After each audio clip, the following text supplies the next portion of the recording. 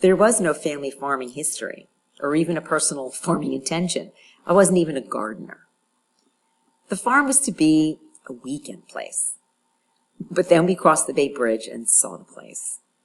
Not so much the lovely house, but the contours of the land as the farm lane bisected the Goldsboro Creek on the left and the pond on the right, and the geese returning that very late fall afternoon, and things started to shift.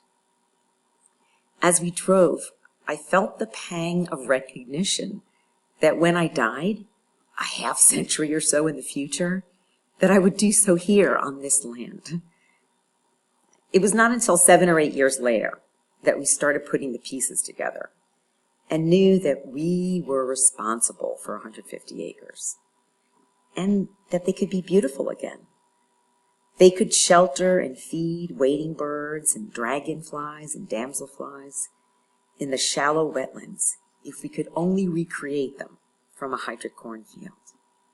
They could provide food and habitat for quail and other upland game birds if we planted switchgrass and wildflower buffers around our fields.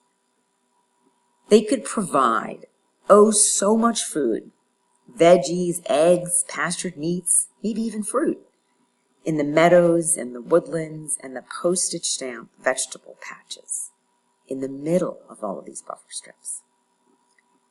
A shockingly delicious plum purple radish, or Jerusalem artichoke, or a Molokai purple sweet potato, or a beautiful Tamworth heritage hog permitted to live the life it was meant to live.